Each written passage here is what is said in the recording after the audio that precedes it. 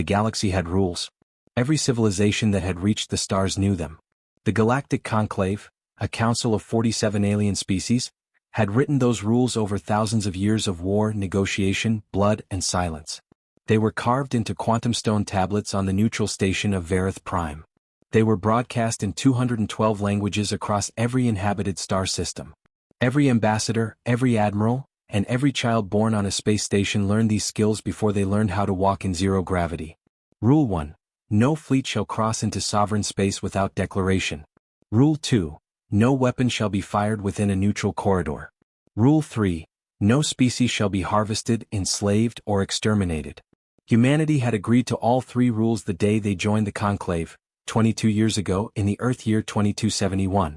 The Velorians had agreed to these terms 400 years earlier. And yet here they were. The Velorian Armada, 116 warships strong, crossed the human border at 0300 hours, Deep Space Standard Time. They did not send a declaration. They did not signal a warning. They did not even bother to jam human communications because, as Admiral Croth of the Velorian High Command had said in his private briefing the night before, humans are too slow to respond anyway. He had laughed when he said it. His officers had laughed with him. None of them were laughing now. Because what Admiral Croth did not know, what the entire Velorian High Command had somehow failed to understand in all their centuries of galactic dominance, was a single critical piece of information about humanity that every other species in the Conclave had quietly learned the hard way. Humans do not sleep all at the same time. Somewhere on Earth, it is always daytime. Somewhere in the human frontier, that sprawling network of colonies, stations, and deep space outposts stretching across 6 star systems. Someone is always awake, always watching, always with their finger resting just close enough to a button that it matters. On the outer edge of the Callaway system, a 23-year-old sensor operator named Danny Reeves was eating a cold sandwich and watching his screens with the specific, focused boredom of someone who had been on the night shift for 11 days straight. His coffee had gone cold an hour ago. His replacement was still 4 hours away. The station was quiet, the stars were still, and Danny Reeves had absolutely nothing to do. Until he did. The proximity alarm didn't scream. It didn't flash red or blare a horn like in the old war movies his grandfather used to watch. It just blinked. A soft, amber pulse on the lower left corner of his screen. A single, quiet notification, the kind that most operators might glance at and dismiss as a calibration ghost, a sensor hiccup, or a piece of debris drifting too close to the line. Danny Reeves did not dismiss it. He sat up straight, put down his sandwich, and leaned toward his screen with the expression of a man who had just heard something move in a dark room. He ran the scan twice. Then he opened a channel directly to Commander Rita Vasquez at Central Fleet Command, 4 light minutes away. "Commander," he said, his voice completely calm, "I have 116 Velorian warships inside the Callaway border. No declaration. No signal. They are moving at attack formation speed, bearing directly toward Callaway Station." There was a pause on the other end of the line. Commander Vasquez then uttered 4 words that would later appear in every military history book written about this day. "How long do we have?" Danny checked his calculations. His jaw tightened almost imperceptibly. 40 minutes, Commander.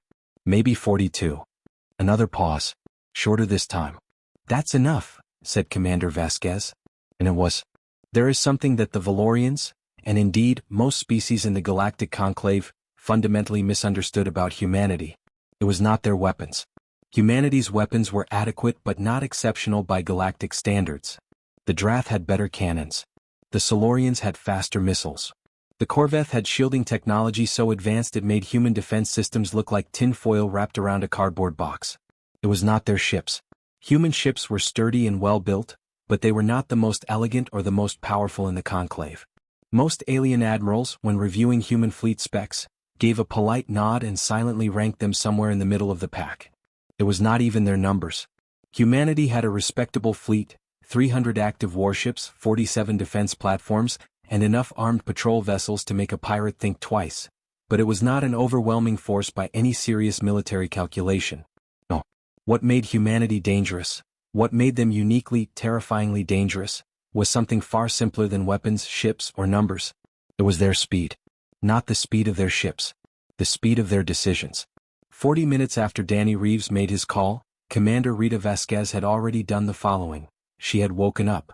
Admiral James Harrow, the leader of the Frontier Fleet, had sent an urgent message to all 17 armed ships nearby, She had put Callaway Station on full military lockdown, moving all 12,000 civilians into the deep core shelters that had been practiced for every 6 months. She had filed an official emergency complaint with the Galactic Conclave's Emergency Tribunal, time-stamped, documented, and shared on the open diplomatic channel so that everyone in the galaxy could see what was happening and who was responsible. And she had gathered all the information the Human Frontier Defense Agency had ever collected on Velorian fleet tactics, formation patterns, and known weaknesses. She had done all of this before Admiral Crotha's fleet had even reached the midpoint of their crossing. Admiral Harrow was already dressed and in the command chair when she patched him in. He was 61 years old, gray-haired, broad-shouldered, with a face that had the permanent expression of a man who had been unimpressed by things that should have impressed him and completely calm about things that should have terrified him. He had served in the Frontier Fleet for 39 years. He had been involved in 3 border conflicts, 2 formal military engagements, and 1 event that was simply referred to in classified files as the Tereth Incident, and never discussed in polite company. He looked at the display showing 116 Velorian warships moving through human space and said, "How long?" 29 minutes now, Admiral." He nodded slowly. "What have we got in range?" 17 patrol vessels, 4 of which are fully armed. The Meridian and the Stonewall are both within sprint distance. The defense platforms covering the station are online and hot. What about the Kestrel group? Commander Vasquez allowed herself a minimal, very quiet smile. "Already moving, Admiral. They were running drills in the Tessian belt. They pivoted the moment I transmitted the alert. Estimated arrival, 24 minutes. Admiral Harrow looked at the screen again. 116 Velorian warships. Moving in a tight, arrogant formation that said, very clearly, "We are not expecting a fight." He folded his hands on the table. "Good," he said. "Then they'll arrive before the Velorians do." Aboard the lead Velorian warship, the Dominion of Croth, Admiral Croth was eating his evening meal and reviewing the final approach calculations when his sensor officer, a young Velorian named Sethric, turned from his station with an expression that Croth had never seen on one of his officers before. It was, Admiral Croth would later realize, the expression of someone who has just understood that they have made a grave mistake. "Admiral," said Sethric, "I am detecting movement." "What kind of movement?" Sethric stared at his screen. His secondary eyes, the smaller pair above his primary ones which Velorians used for threat assessment, had gone very wide. "Human ships, Admiral. Coming from 3 different directions, they are already in formation." Croth set down his fork. "How many?" Sethric was quiet for a moment that lasted far too long. "Enough," he said. Admiral Croth did not panic. He was a Velorian admiral, and Velorian admirals did not panic. It was, technically speaking, biologically difficult. Velorians had a secondary nervous system specifically designed to suppress the kind of sudden emotional flooding that lesser species called panic. They were built for composure in crisis. It was one of the things they were most proud of. But Admiral Croth did do something that, for a Velorian admiral, was nearly as unusual as panic. He hesitated. He stared at Sethric's screen.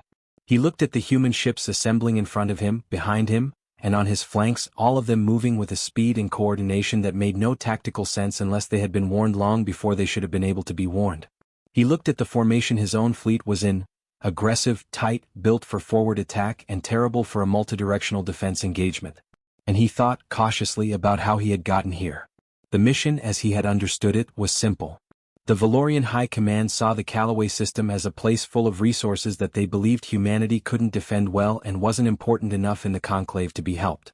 The plan was to cross the border, overwhelm the station, claim a medical emergency as legal cover, a well-used Velorian diplomatic trick that had worked 4 times before with 4 other species, and establish a Velorian administrative presence before anyone could formally object. Plain, fast, profitable. That was the plan. The plan had not accounted for Danny Reeves eating a cold sandwich at 0300 hours. Croth straightened in his chair. Open a channel to the human fleet commander. His communications officer, Dreth, looked at him with an expression that clearly communicated surprise at this choice. "Sir? We are still within range to push forward and open the channel, Dreth." The channel opened. There was a brief hum of carrier signal, and then a human face appeared on Crotha's screen.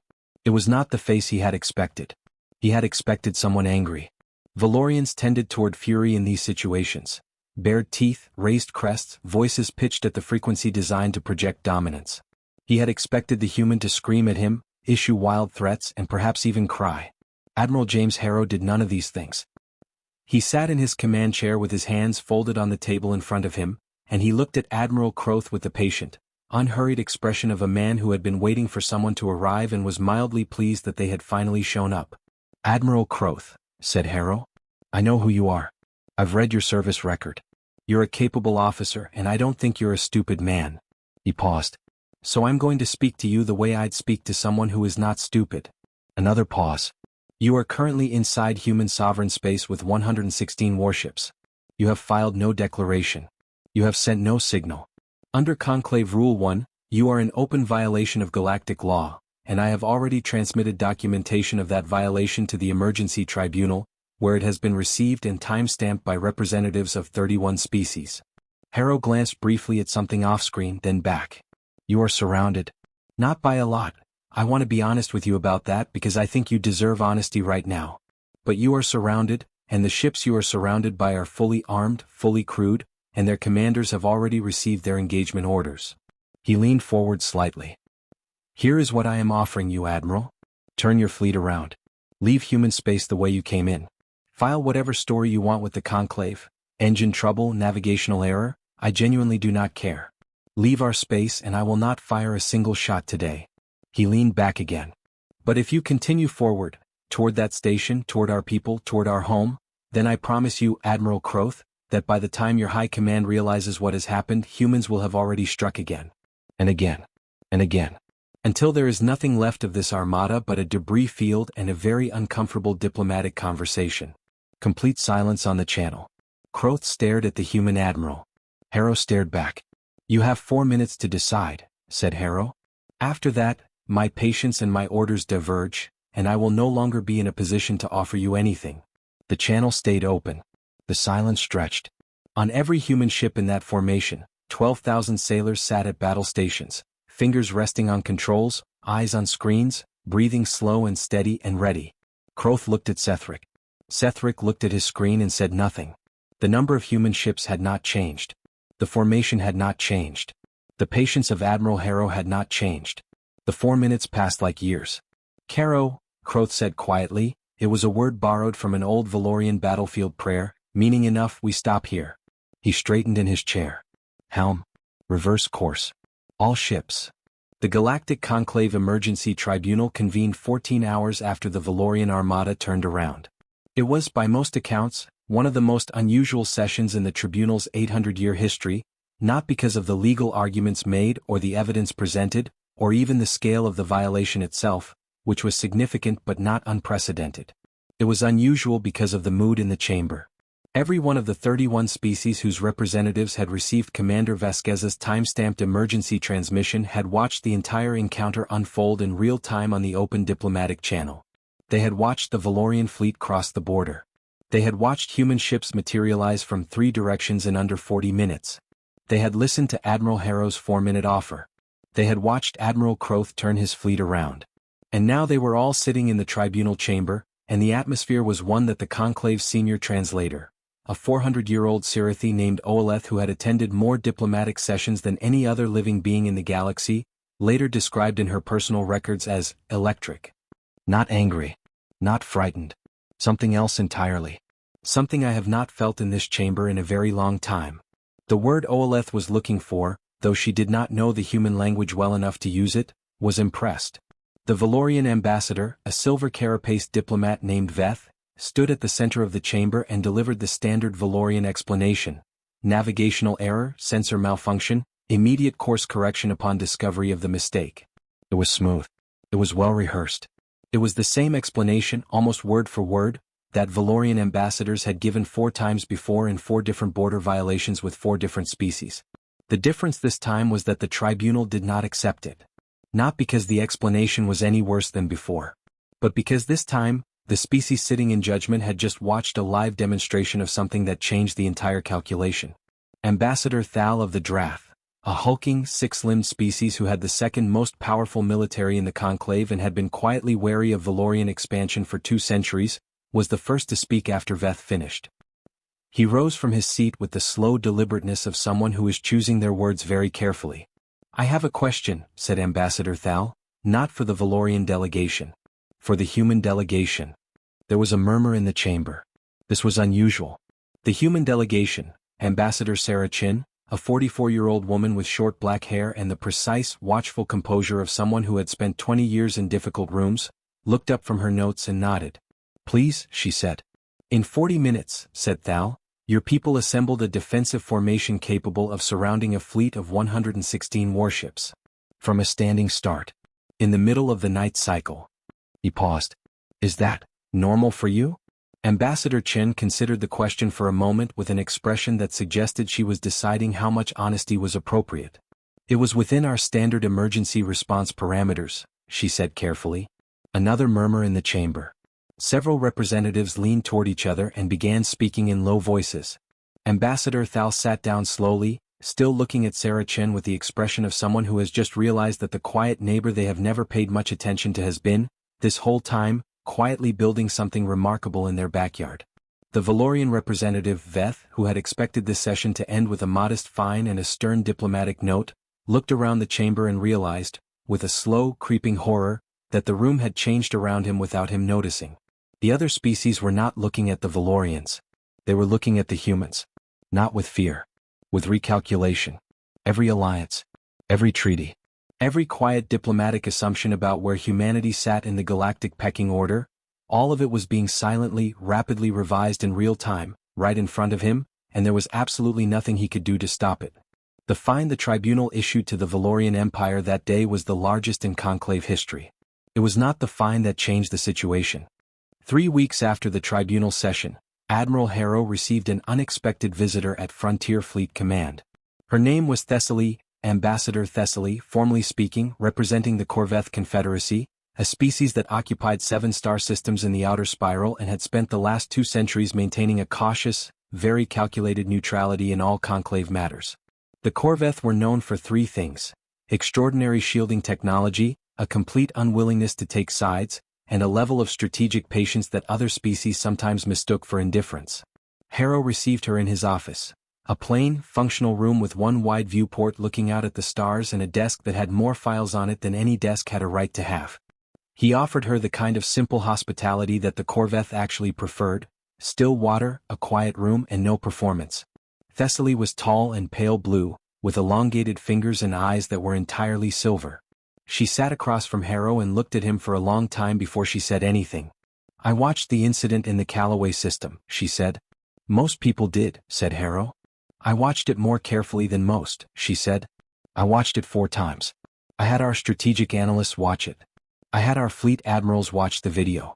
And then I came here because I wanted to ask you something directly, Admiral, rather than through the usual channels where everything gets polished and softened before it arrives."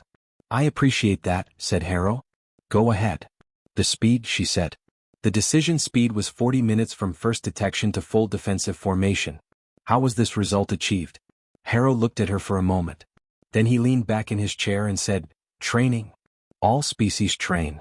"Not like this," he said. "We run emergency drills every 6 months on every station, every ship, and every outpost in the frontier. The drills include a comprehensive scenario, a comprehensive response, and real-time coordination. Not theoretical. Not simulated. Actual emergency condition drills where every person, from a 23-year-old sensor operator eating a sandwich at 0300 hours to a fleet admiral woken up in the middle of the night, knows exactly what they are supposed to do and does not have to wait for someone above them to tell them." Thessaly was quiet. "You trust the 23-year-old?" she asked. "More than anything," said Harrow. "Because I trained him. He has a thorough understanding of the plan just as I do. Because he knows that if he sees something and doesn't call it in, people die, and he doesn't want people to die. That's not strategy, Ambassador. That's culture." Thessaly sat with that for a long moment. "We have better shields than you," she said. "I know," said Harrow. "We have faster ships." "I know that too. But you responded in 40 minutes, she said, and there was something in her silver eyes that was neither quite admiration nor quite envy but lived somewhere close to both. "And we would have taken 4 hours. At minimum." She stood up and Harrow stood with her. "I came to ask you something, Admiral," she said. "The Corveth Confederacy has been neutral for 200 years. We have been careful. We have been safe.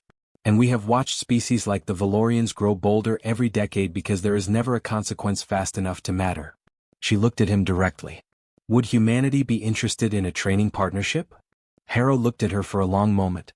Then he said, "Let me make a call." He called Commander Vasquez. He called Ambassador Chin. He called 3 members of the Earth Defense Council. All of these calls happened within 20 minutes, and every one of them ended with the same answer. He turned back to Thessaly. "Yes," he said. "We would."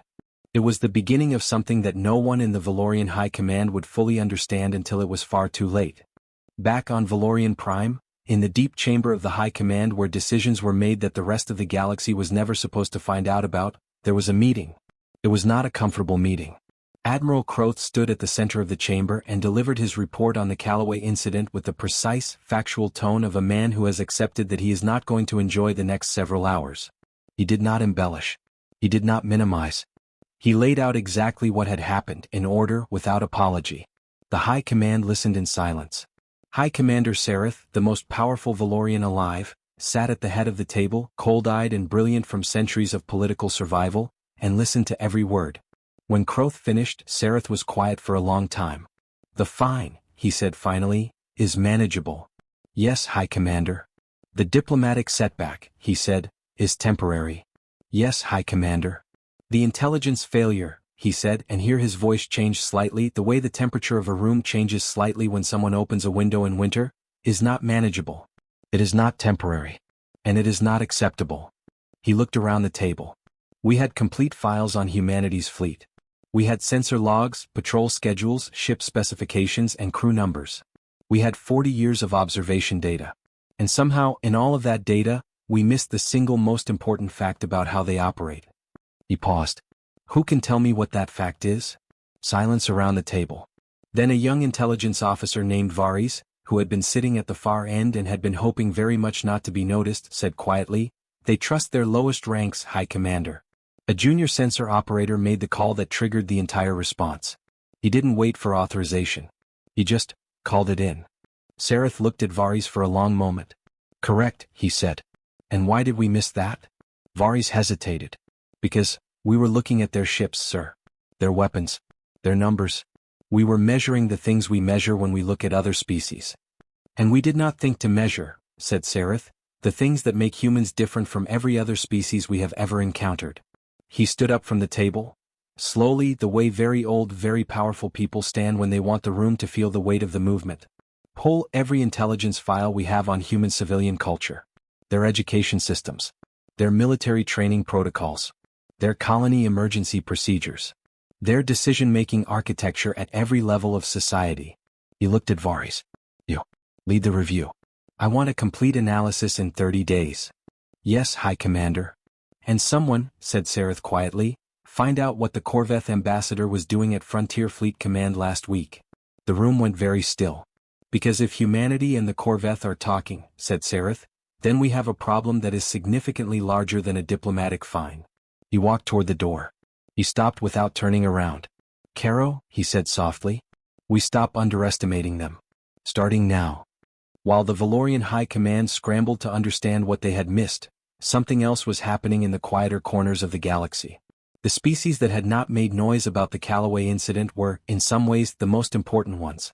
There were 11 of them, mid-tier conclave members, none of them military powers, all of them occupying the kind of political space where survival meant being careful, being polite, and never drawing the attention of the species that were large enough to cause problems. They had watched the Callaway incident the same way they watched most things. Quietly, from a distance, with the patient, calculating attention of people who have spent a long time learning which way the wind is blowing before they decide which direction to walk. And what they had seen had changed something for them. The oldest of these quiet species was the Lethani, thin, slow-moving, amber-skinned beings who communicated primarily through color shifts in their skin and had the longest collective memory of any species in the conclave, having never once in their history deleted a record or forgotten a treaty. They had been members of the conclave for over 2,000 years. They had watched species rise and fall, alliances form and shatter, and wars begin in a single moment of arrogance and end decades later in exhaustion and grief. They remembered the Velori before the Velorians became what they were now. They remembered when the Velorian Empire was still small enough to be reasonable. They remembered the 4 times the standard diplomatic explanation of navigational error had been accepted, and they remembered what had happened in each of those 4 cases in the years that followed. Expansion. Precedent. More violations. More excuses. The Lethani's senior diplomat, an ancient being named Salith who was so old that parts of her skin had stopped changing colors and remained a permanent, quiet gold, sent a private message to Ambassador Sarah Chen the day after the tribunal session. It was, by Lethani standards, extremely direct. It said, "We remember everything. And we have been waiting for someone to be fast enough to matter. We are glad you were." Chen read the message 3 times. Then she sent back a single line. "We will always be fast enough. That is the one promise humanity can keep." Salith shared the response with the other 10 quiet species. She shared it without comment because in Lethani culture, the best endorsements are the ones you let speak entirely for themselves. Within 2 weeks, 6 of the 11 quiet species had sent informal diplomatic inquiries to the human embassy on Varith Prime. Not about alliances, those were too formal, too visible, and too quickly noticed. Just questions. Friendly, careful, exploratory questions about humanity's emergency response systems. About their training protocols. About whether human military advisors were ever made available to partner stations. Each inquiry was answered personally by Ambassador Chen in plain language, with the kind of practical warmth that most galactic diplomacy had entirely forgotten was possible. None of this was visible to the Velorian intelligence network. None of it was supposed to be. Meanwhile, at Callaway Station, life had returned to something close to normal. The 12,000 civilians who had sheltered in the deep core bunkers had come back to their homes, their shops, and their schools. Parents who had held their terrified children in the dark greeted them with long embraces and few words. The station's chief administrator, a broad, steady man named Mac Torres, had walked every corridor of the station in the 48 hours after the incident with the careful, hands-on attention of someone who believes that the best leadership sometimes looks like just showing up and being visible. Danny Reeves, the 23-year-old sensor operator who had started everything, had been given 3 days of mandatory rest leave and a formal commendation that he was mildly embarrassed by. He spent most of his leave calling his mother on Earth, who cried more than he did about the whole thing, and eating food from the station's cafeteria, which was considerably better than his cold sandwiches on the night shift. He did not feel like a hero. He felt like someone who had done the obvious thing at the obvious time, which was, he thought, probably how most heroes felt. He went back to work on the 4th day, sat down at his station, poured himself a cup of coffee and got back to watching the stars. He was, once again, the first line. And he knew it. 30 days after High Commander Saratha's order, the young intelligence officer Varis delivered his report. He stood before the High Command in the same deep chamber, with the same cold lighting and the same heavy silence, and he presented 47 pages of analysis with the precise, almost apologetic tone of someone delivering news that everyone in the room is going to find deeply uncomfortable. The report was called, internally, the recalibration. It covered human decision-making architecture from the ground up. The way human children were educated to question, to think independently, and to value individual judgment alongside collective responsibility. The way human military training was built was not on obedience alone, but on something harder to define and much harder to counter. What the human literature called initiative.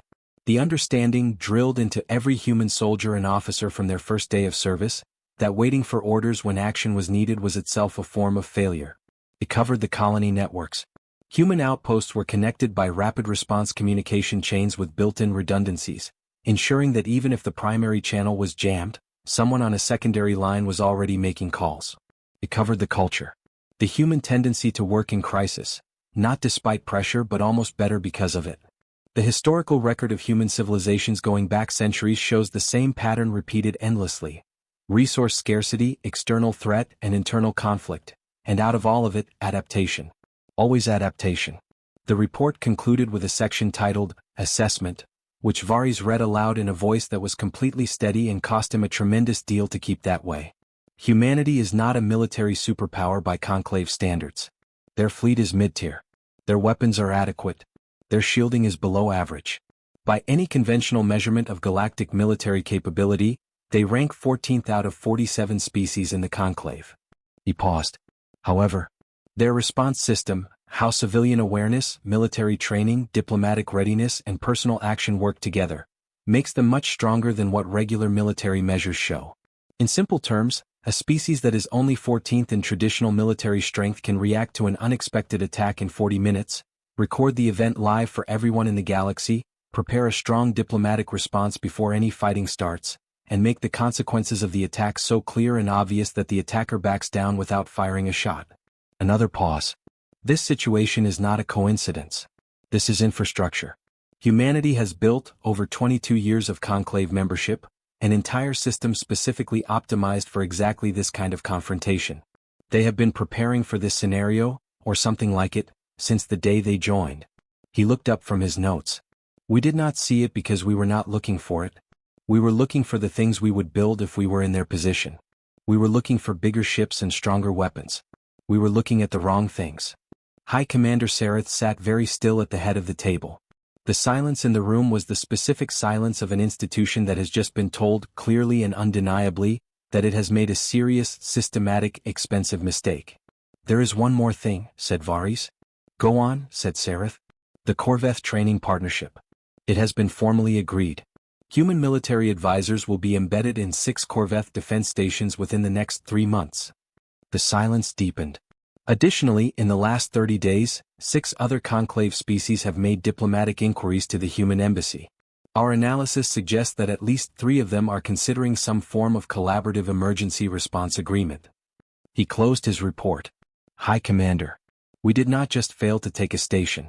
We handed humanity a diplomatic opening they will use for years. From this point on, every move they make in the conclave will be built on the ground earned in the Callaway system. And we gave it to them. Sareth did not respond immediately. He looked at the table. He looked at the room. He looked at the faces of his most powerful commanders, Velorian admirals and generals and intelligence chiefs who had, until 30 days ago, been completely confident in their understanding of the galaxy they occupied. How long, he said finally, before the situation becomes something we cannot correct with conventional means? Varys hesitated.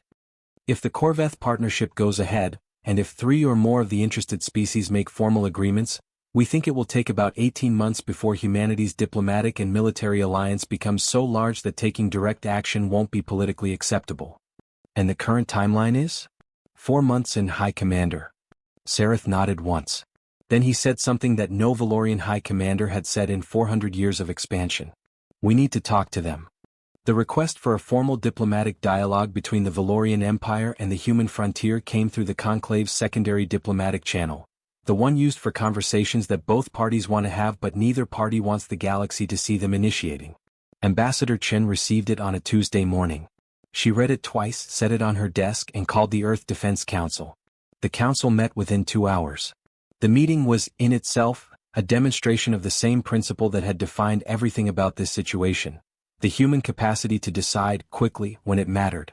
The council's discussion lasted 6 hours, which was long by human emergency response standards but extremely fast by conclave diplomatic convention, where formal negotiations over meeting protocols alone typically took months. At the end of it they had a position.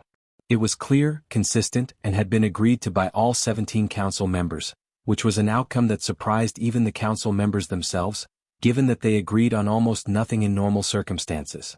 Ambassador Chen sent the response back through the secondary channel.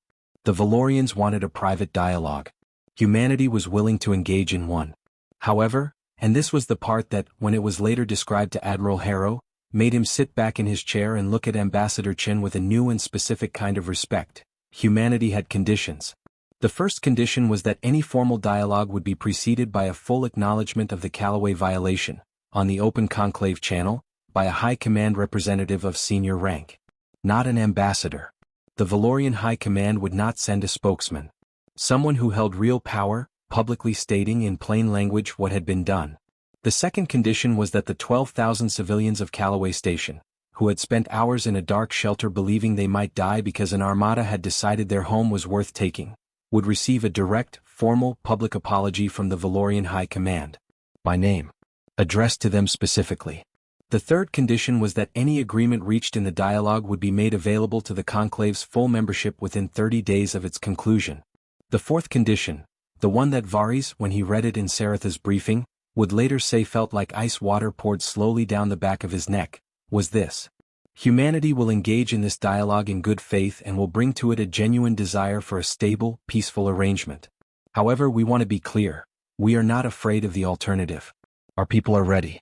Our systems are ready. Our friends, who are more numerous than they were 30 days ago, are paying close attention. If this dialogue fails, or if it is used as cover for further action against human interests, The Velorian High Command should understand that the 40 minutes in the Callaway system was not an exception. It is the standard. And the standard improves every day. It was not a threat. It was a statement of fact, written in the calm, even language of someone who does not need to raise their voice to make their point land. Sareth read the conditions twice. Then he said, "Acceptable," and that single word cost him more than anything he had said in years. The public acknowledgement was made 2 days later. High Commander Sareth himself stood at the Conclave's central broadcast dais, the one that transmitted to every inhabited system in the known galaxy, and acknowledged in plain language that Velorian forces had crossed into human sovereign space without declaration, in violation of Conclave Rule 1. He acknowledged it without the navigational error excuse. He acknowledged it cleanly. The apology to the people of Callaway Station was read by a Velorian general standing on the steps of the Conclave building, broadcast on the same channel, and addressed by name to the 12,000 people who had sheltered in the dark. Mac Torres, watching the broadcast from his office on Callaway Station, watched the whole thing with his hands folded and his expression unreadable. When it was over, he turned to his deputy and said, "Well, that's a first." "How do you feel about it?" asked his deputy. Torres thought for a moment. "Like it's a beginning," he said. "Not an end. Never an end." The formal dialogue between the Velorian Empire and humanity took place on Vareth Prime, in a neutral conference room on the 42nd floor of the Conclave building, with a view of 3 moons and a permanent overcast sky that made the whole setting feel appropriately serious. The human delegation was led by Ambassador Chin. She brought with her 2 advisors and a legal analyst. She also brought, at the last moment, one person who was not on the official delegation list. A young woman named Lieutenant Carla Mendez, who had been the tactical coordination officer aboard the Meridian during the Callaway standoff. Chin had insisted on her presence over the objections of 2 council members who felt it was unnecessary. She was there, Chin had said simply. She should be here. The Velorian delegation was led by a senior diplomat named Ora, not Sareth himself, but a representative of enough rank that the gesture carried real weight. Ora was older than Veth, the ambassador who had fumbled through the tribunal session, and considerably more careful. He had reviewed every piece of available material on human negotiating history and had made a list of notes that he had burned before leaving Velorian Prime, because he did not want the risk of them being found. The dialogue lasted 4 days. On the first day they talked about what had happened. This was the most uncomfortable day. The Velorian tendency, deeply ingrained, centuries old, was to explain around blame rather than through it. Ora had to catch himself 3 times before he found the discipline to simply say we made a decision that was wrong without attaching 12 qualifications to it. On the second day they talked about what would prevent it from happening again. This was the most productive day. Humanity's proposal was specific and practical. A permanent notification protocol along the border with automatic emergency flagging on both sides. A direct communication line between Frontier Fleet Command and the Velorian High Command that bypassed normal diplomatic channels. And a joint border patrol schedule that would be filed with the Conclave monthly. The Velorians accepted all of it. On the third day they talked about the future, about the possibility of a broader relationship. This was the most surprising day. Ora, who had come prepared to negotiate limits and damages, found himself in a conversation that was moving in a direction he had not anticipated. Humanity, it turned out, was not interested in punishing the Velorian Empire.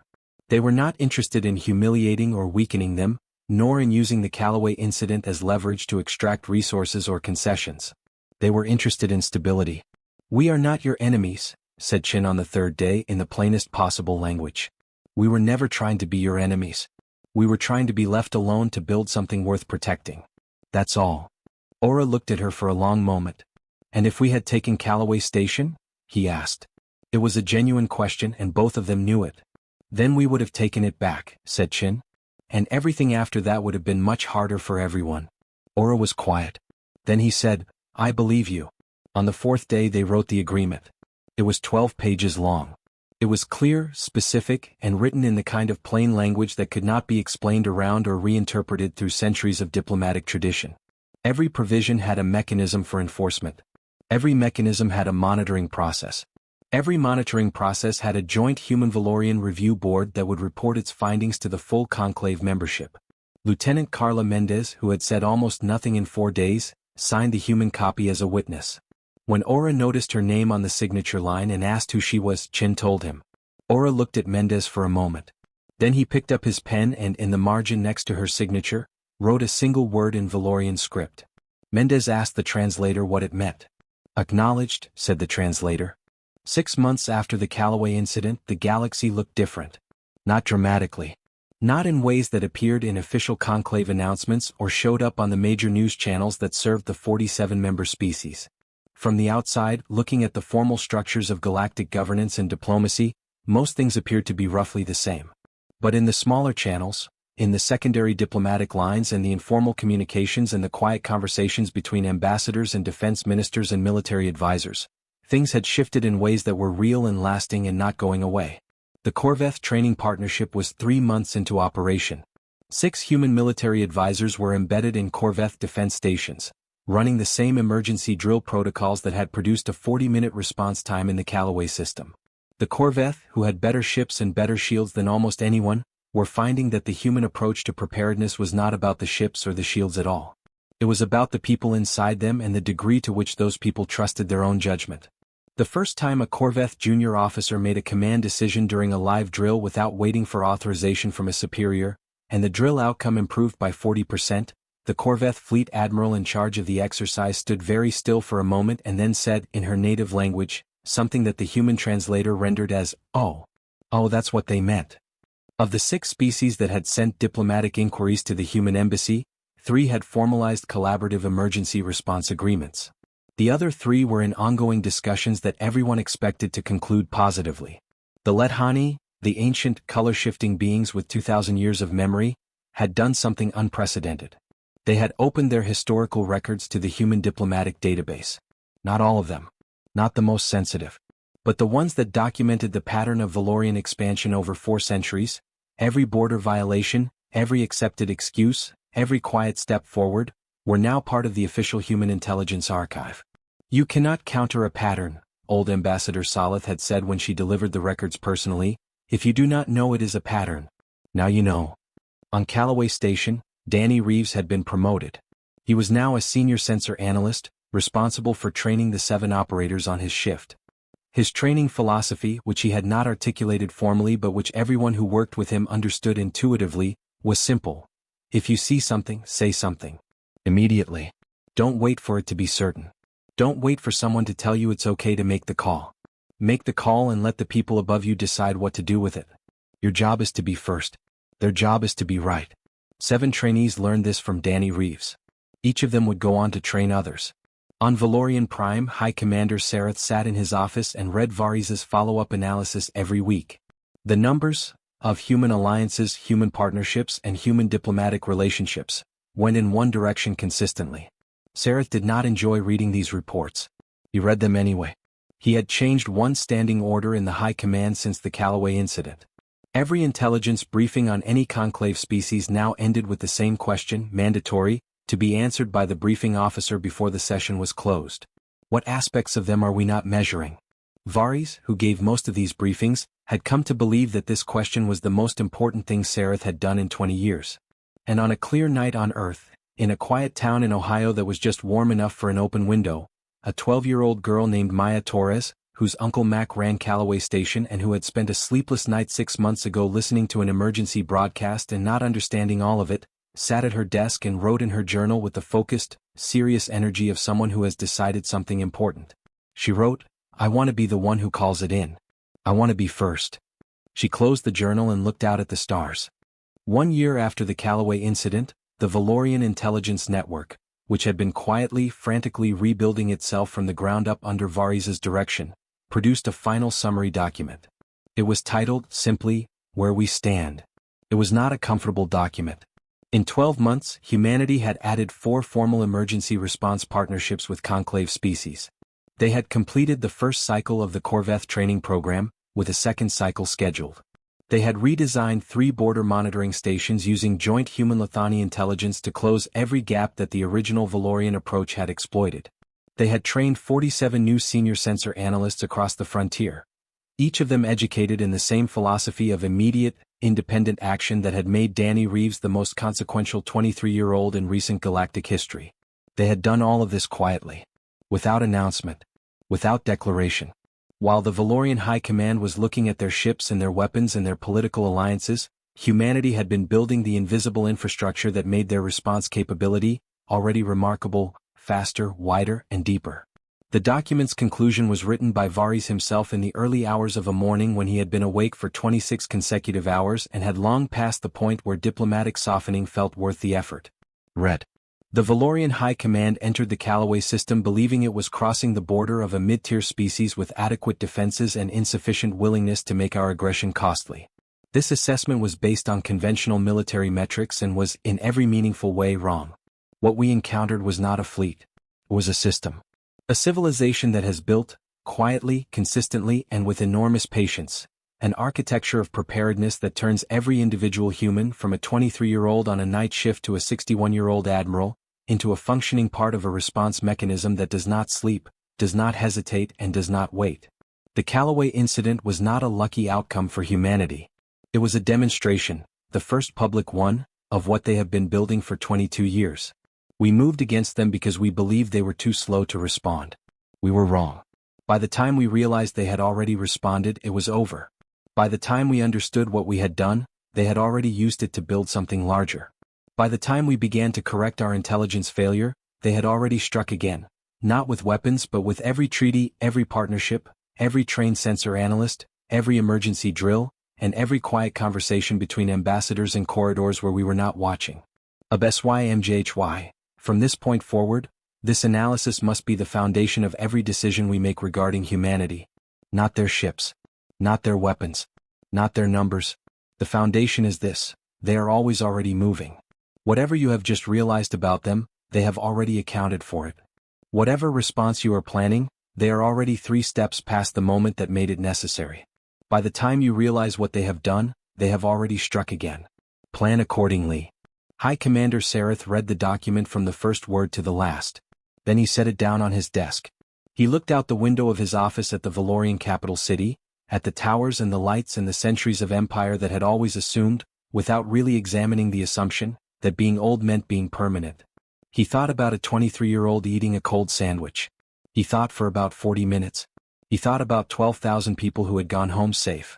He thought about a 12-page agreement that could not be explained around. He thought about Maya Torres, wherever she was, looking at whatever stars she could see from her window. He did not know about Maya Torres specifically. He did not know her name or her age or what she had written in her journal. He did not know about Ohio, the open window, or the warm night. But he understood, in the deep and specific way that comes from reading analysis reports at 2 a.m. for a year, that there were 10,000 Maya Torreses out there. 100,000. 1,000,000. All of them are looking up. All of them were being taught the same thing, in different words, by the same civilization that had built the system he was reading about. Be first. Call it in.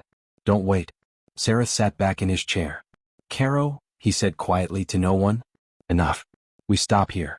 But even as he said it, he knew, with the tired, clear-eyed certainty of a man who has spent a year learning to read a pattern he had spent centuries missing, that for humanity, stopping was never really the point.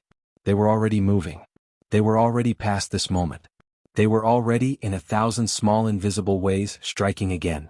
White medium star, the end, white medium star.